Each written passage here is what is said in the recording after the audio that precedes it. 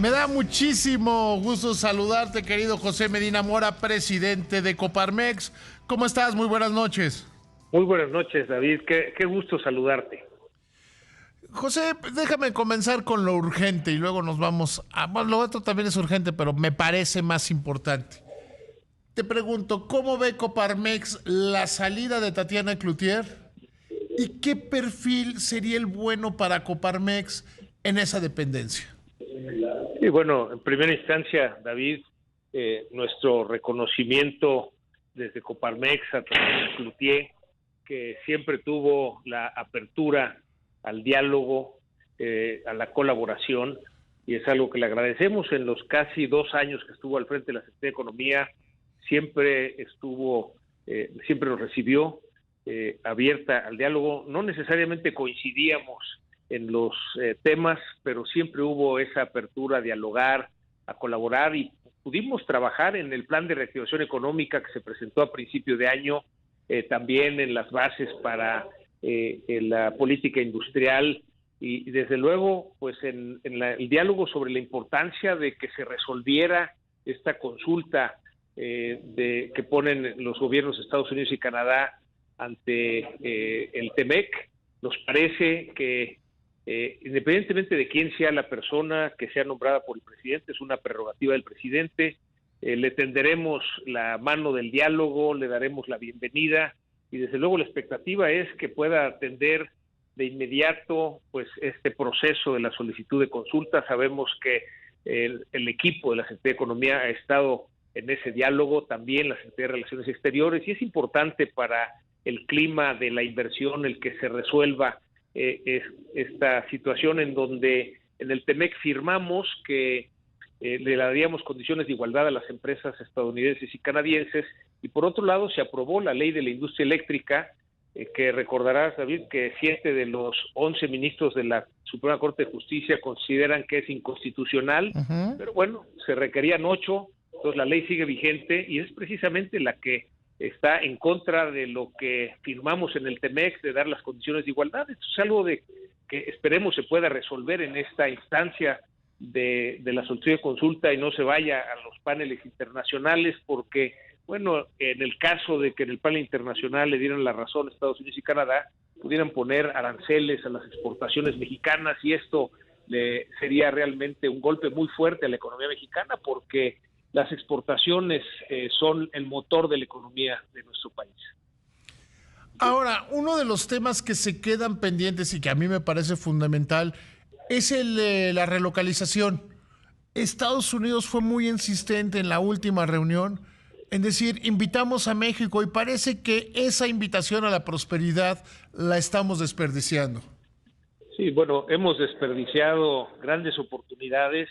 Simplemente recordamos que China perdió 4% del comercio con los Estados Unidos, y como país vecino solamente pudimos recuperar el 0.5% de ese volumen, y países como Vietnam obtuvo 1.8% de eso que dejó China. Ese es el tamaño de oportunidades que estamos desperdiciando, y desde luego hay una intención de los Estados Unidos de invertir en los chips, en los semiconductores, y producirlos en la región de América del Norte, es decir, en Estados Unidos, México y Canadá. Esta invitación la debemos aprovechar. Es una gran oportunidad de inversiones en nuestro país y de participar en una industria creciente. Por eso será importante que quien sea nombrado en la Secretaría en la Secretaría de Economía pues pueda implementar, ¿verdad? Poner las condiciones para que se den inversiones en la industria de los semiconductores. Ahora te llevo al tema que creo que también nos debe ocupar muchísimo y que es de fondo. Ustedes hoy piden un cambio en la estrategia de seguridad. ¿Cómo se ve desde Coparmex, Jesús? José, perdón. Sí, David, lo que hacemos un llamado a un ajuste a la estrategia. Nos parece que se debe de invertir en policías estatales y municipales. Ahí es donde empieza la seguridad. Nos preocupa que en el presupuesto 2023 no haya recursos para fortalecer a las policías municipales y estatales.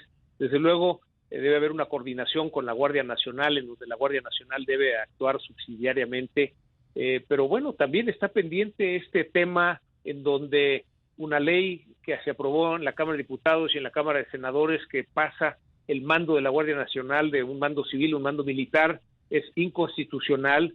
Nos parece desde Coparmex que debieran haber presentado una reforma constitucional y no una ley que es inconstitucional. Estaremos acompañando las acciones de inconstitucionalidad, porque nos parece que tenemos que tener un Estado de Derecho, que en este país se respeten todas las leyes, David, desde la Constitución hasta la última ley y por todos, desde el presidente hasta el último ciudadano. Esa parte nos preocupa. Por otro lado, también en cuestión de seguridad, la aprobación de la reforma constitucional para que el ejército siga en las calles hasta el 2028, nos parece que más importante la discusión de la fecha, si en el 24 o en el 28, es un plan de cómo se va a retirar el ejército de las calles sin que se deteriore la seguridad. Eso nos parece fundamental. Sabemos que es una función que la Constitución permite al ejército de manera temporal, pero tiene que existir ese plan, porque si no llegaremos al 28 y entonces van a plantear que sea hasta el 32. Nos parece que esa no es la misión del ejército. La misión del ejército es la seguridad del país, así como tampoco es su misión estar construyendo aeropuertos, trenes, sucursales bancarias, hacerse cargo de las aduanas o hacer una empresa turística o una empresa de aviones comerciales. Esa no es la misión que la Constitución le da al ejército, y sí es importante que el ejército se concentre precisamente en la seguridad del país y temporalmente en la seguridad pública, por lo pronto ahora hasta el 28. Mucho más allá del cambio constitucional que sí se requiere, creo que tocas un punto muy importante, José. El que solo se está aventando el problema al 28. Si hubiera venido esto acompañado de un programa con presupuesto, con diseño de cómo fortalecer a las policías locales, como se debió haber hecho cuando se integró la Guardia Nacional, no estaríamos en esta tesitura, estaríamos más cerca de la solución a lo que debemos buscar.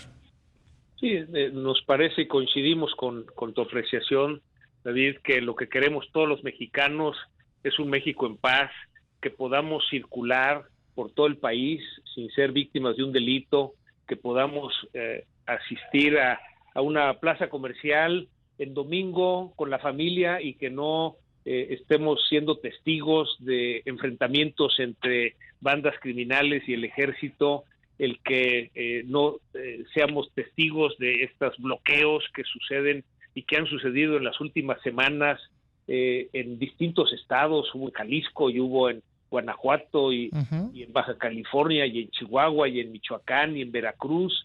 Los mexicanos queremos un México en paz y para eso hay que invertir en la seguridad, empezando por las policías municipales y estatales, ofreciendo, y hay ejemplos exitosos como es la policía de Yucatán, en donde los policías primero reciben un buen salario, además tienen acceso a vivienda con crédito de Infonavit, fue el primer estado que firmó con Infonavit un convenio, tienen también becas para que sus hijos puedan estudiar hasta la universidad, universidades públicas y privadas. Tenemos que darle el valor que tiene el ser policía, y desde luego que en la medida que invirtamos en una mejor policía podremos recuperar ese México en paz que todos queremos, David. Mira, yo creo que ese es el tema y la discusión se planteó mal. Y vimos cosas verdaderamente vergonzosas como el senador Ramírez Marín de Yucatán, que aspira a ser gobernador a Yucatán. Decir, no, esto se tiene que aprobar para que no se dañe Yucatán. No. Se tiene que hacer necesariamente un programa para que las policías locales funcionen como hacen precisamente en Yucatán. Así es, en Yucatán, y hay otras... sí, Querétaro, quizá, Aguascalientes, por ahí.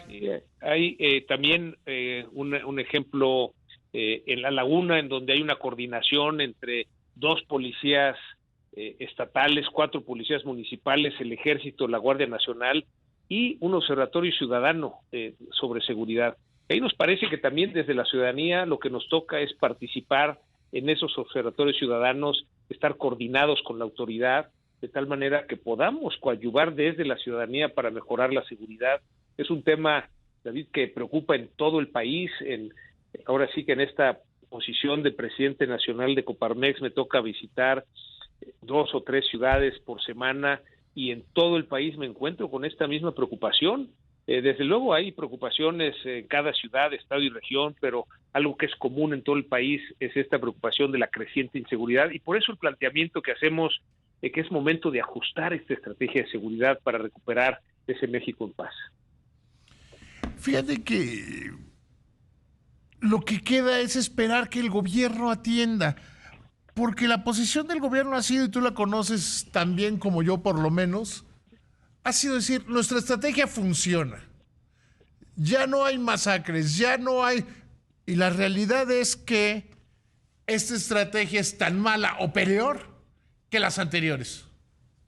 Bueno, digamos que cuando pedimos que haya un ajuste a la estrategia es precisamente el ver que ha habido experiencias positivas con las policías, cuando se invierte en policías estatales y municipales. Desde luego, la Guardia Nacional, pues hay que entrenarla para que haga las funciones que anteriormente hacía la Policía Federal, si realmente queremos que haya seguridad en el país. El Ejército tiene, por lo pronto, de aquí al 28, que actuar buscando el Estado de Derecho. Es decir, no se trata de esta disyuntiva de si dar abrazos o dar balazos. Lo que se requiere es aplicar la ley.